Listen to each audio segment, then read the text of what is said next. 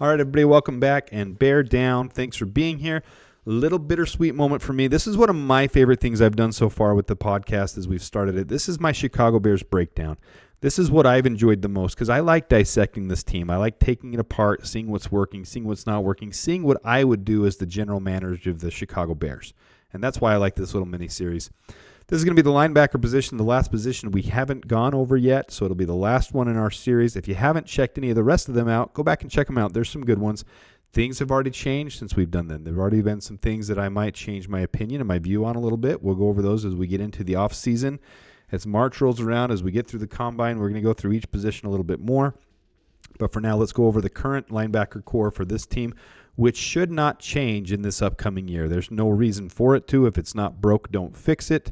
And primarily, there's not a lot of reason to change it. But let's go, as we always do, to our current scheme of defense for the team. We've got both our base and our nickel scheme out there. This isn't a tutorial video, but for those that don't know, the base is when you've got all three linebackers out there. We've got Edwards, Edmonds, and Sanborn. And when the nickel comes out, when Kyler Gordon comes out, our nickel cornerback, Sanborn comes off the field, which is why you'll see Sanborn on some of these stats have less snaps than TJ Edwards and Tremaine Edmonds. And first of all, I'm going to say TJ Edwards is worth more than his contract, period. Freaking love TJ Edwards. And we'll go over stats. Stats are harder on the linebacker position, and I'll show you why. But before then, look right in the middle of your screen. There is a little concern there with our Mike linebacker. That just means middle linebacker. 72nd out of 83 linebackers this year. He's still got a positive grade. He's still got a light green grade. But it is a little bit of a concern. I do excuse it away because of injury. He did have some injury befall him. He played through some injury, and he played pretty well through that injury. But Tremaine Edmonds can do better, and I think he will this next year as a fully healthy middle linebacker. Here's our current contracts. We've got Tremaine Edmonds. This contract we're going to dissect. You see 2024 is the expensive year in his contract. Ryan Poles did a very good job of front-loading this contract. If he doesn't play up to snuff this year, Tremaine Edmonds will be cut next year. Mark my words right now. Now, a lot of you might say, what? If you understand contracts and you understand how he's played and the ability we have to find new linebackers and what we have, this is a primary reason that people don't understand why we got rid of Roquan and why we brought Tremaine in. Tremaine was willing to do this type of contract where he has to prove it. And if he doesn't prove it this next year, we will go another direction and save the majority of that salary cap. There will be a minimal dead hit, but we'll get to that next. TJ Edwards is worth his weight in gold. Every penny of that contract is worth it.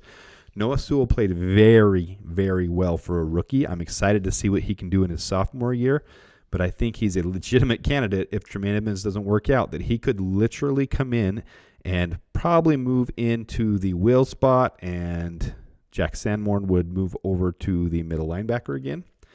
I did not understand completely why Jack didn't earn the middle linebacker, but those aren't for decisions for him to make. Those are Ryan Poles' decisions, and he does a good job with them. Micah Baskerville isn't really something for us to focus on in this video. He's really a 90-man camp guy and a practice squad guy. But one thing people need to understand is the linebacker position is more valuable than most positions, and there's a reason teams carry 5 or 6 of them is because they're used on special teams as well. And Noah Sewell, as well as Dylan Cole this year, and I don't know if we're going to bring Dylan Cole back. That'll be part of the video. But Noah Sewell killed it on special teams. He's just a hawk, man. He lays the lumber every time he touches someone, and he has natural, just pure instincts where he can see what's happening on the field. He's a sentinel. He's out there. I really, really, really like Noah Sewell. That whole family is just gifted athletes. Here's the Tremaine Edmonds contract. If you look right in the middle with all that blue stuff, next year, if we decide we want to move on from him, we have dead cap of $4.875 million, and we can save $12.562 million. I'm not saying he's there yet. I absolutely think he can pull his weight with this contract. But if he doesn't pull his weight with this contract, $17 million is a lot to pay for someone who's just an average middle linebacker. But the contract was structured in a way that it's very easy to get rid of. Look between 2024 and 2025 on the dead cap line. That's about 2/3 to 3/4 of the way through your screen on the right. 2023, $36 million. So if we cut him last year, right after his contract, which wouldn't make sense, but just as for the example, $36 million we'd owe him in dead cap, which means we have to continue to pay him that money. Dead cap just means it's cap that's dead to the team. We don't have the player anymore, but we still have to pay the player. If we cut him this year, we got to pay him $22 million still. What Ryan Poles has done is got us out of dead cap hell. We don't have salary cap hell. We have very favorable salary cap. Right now, the only dead cap we really have is those players that you bring in to your practice squad, to your 53-man roster temporarily. I mean, rookies that you cut. Very, very minimal. We're at the most minimal dead cap you can have right now. So to have a couple of these contracts that didn't work out but save the team long term, which will probably be Cody Whitehair and Eddie Jackson. They will probably go to our dead cap this year, but it's minimal time and it's a minimal amount, and it's going to save us much more. So Ryan Poles has really cleaned things up. I really like what Ryan Poles has done with this team and the salary cap and the draft capital. That's for another video, but he is the professor. He's absolutely putting on a clinic on how to be a GM. All right, so having gone over why or how much we could save by cutting Tremaine Edmunds, let's look at maybe the why. The thing that really appealed to Poles was Tremaine Edmunds' height and his length, his long arms, and those did come in valuable. He had some, I think it was 3 out of his 4 turnovers were interceptions, as well as TJ Edwards, I believe. The other ones would be forced fumbles, obviously, but these are my categories that I look at, and this is the hardest category, a linebacker, because really linebacker more than anything has to be the eye test. And I'll tell you, I do the eye test with linebackers more than anything, but there are some key indicators you can look into. Missed tackle percentage is a little bit high, but at linebacker position, you get a few more of those because they're not right on the ball when the ball's coming at them. Let's just go through these. There's height, weight, snaps. The snaps is, relative to where their position is. Jack Sanborn took less because he comes off the field at different defense personnel sets. Noah Sewell didn't get a whole lot of playing time as a rookie. The majority of his time was on special teams, and Dylan Cole was sole focused on special teams. And he is a good special teams player, but it would have to keep being this 1-year contract, and maybe they'll do that, maybe they won't. I don't have a preference either way. I'm going to tell you that now. I don't have a preference. If we bring Dylan Cole back on a league minimum $1.21 million contract for special teams, great. He's a valuable asset, and he's got experience coming in on as a linebacker if we're in a pinch for someone getting hurt. But we've got 4 great guys that are core that I am very confident in. You got your sacks, hit, and hurry. Those are different than your other positions. When we went over your defensive linemen, we went over the interior and the defensive ends. It's different because they only have this metric considered when they're in the pass rush, when they're actually pass rushing. So it's a lot less frequent for them to be able to do that, but their sack, hit, hurry number should be higher. Your elite guys in the league are that Jack Sanborn number right there. So that's very impressive. TJ Edwards is actually very high. You'll see as we compare it to other guys in the league. Tremaine Edwards is low, but that's not really his primary role in the middle linebacker. He's more of coverage and stopping the run.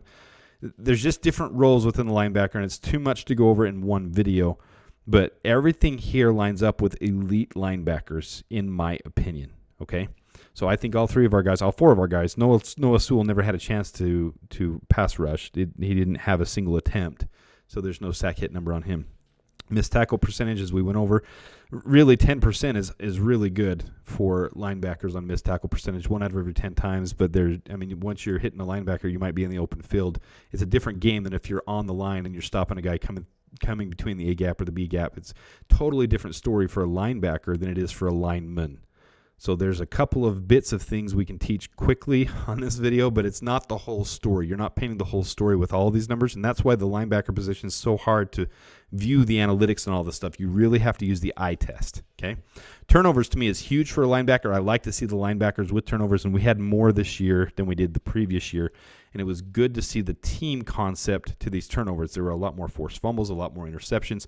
You saw, the one pops out in my head with Tremaine Edmunds, that deflections and good coverage and players all in on the same mix, and then it just falls into his hands. That's what you want on your team. You want to play the tip drill. You want the team concept, and this defense epitomized that, which is why we led the league in interceptions for the last 6-7 weeks of the season. Like, it was not even close. This team had the team concept, and I love that. I hope they can carry it into next year because this defense is gelling, and you add 1 or 2 pieces to it, and you build that excitement that's already there. Matt Eberflus really is a smart defensive mind. All right, stops stands for an opportunity to stop the offense to be able to get them off the field. So that could be a third down that turns into a fourth down punt, or it could be a fourth down stop, and that's what a stop is. So not really much to gauge off of there. This is their run grade, how they graded PFF against the run, and this is their overall defensive grade. So Tremaine Edmunds was a little bit lower than the other guys, and all the metrics that go into that for PFF are different than what Adam thinks of, but they are onto something. It's not the end-all, be-all. The PFF grade should never be the entire picture, guys, when we go over this stuff. So don't take that as what a PFF grade is. It's the end-all, be-all, but it does give a gauge. It gives a distinct starting point to look at with these guys, because obviously if PFF is grading them well, then they're doing something well to their metrics as well.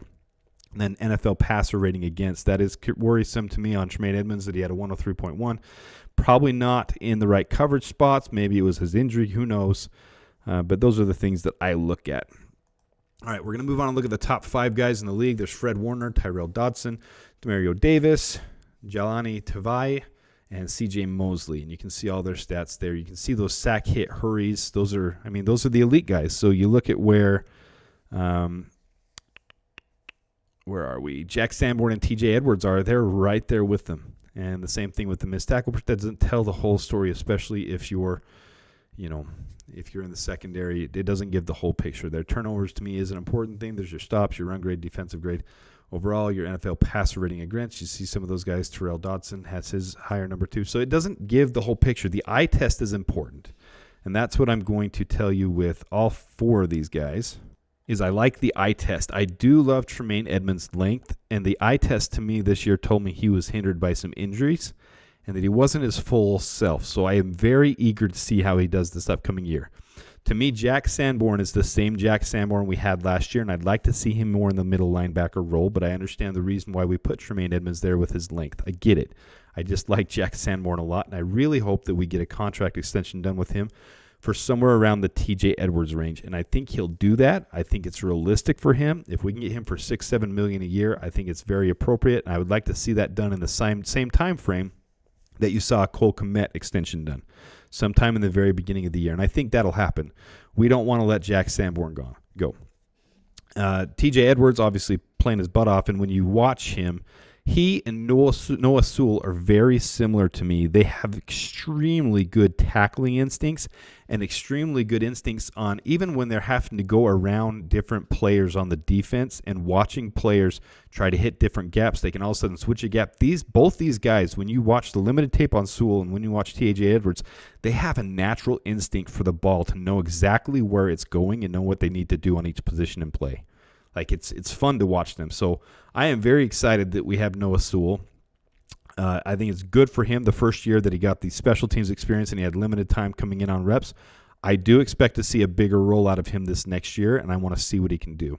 But as far as changing the team up, I don't see any changes coming to this team.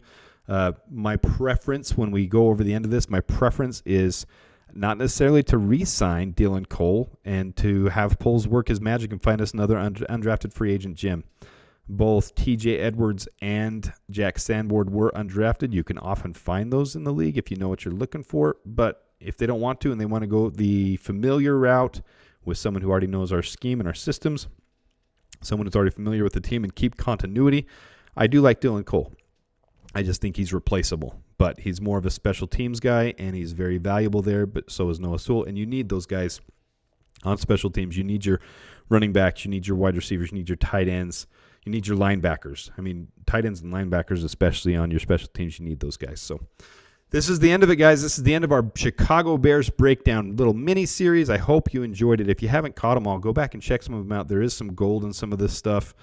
I do enjoy putting this together. If you have any questions or comments, put them in the link below. Put them down in the comments. I would love to interact with you.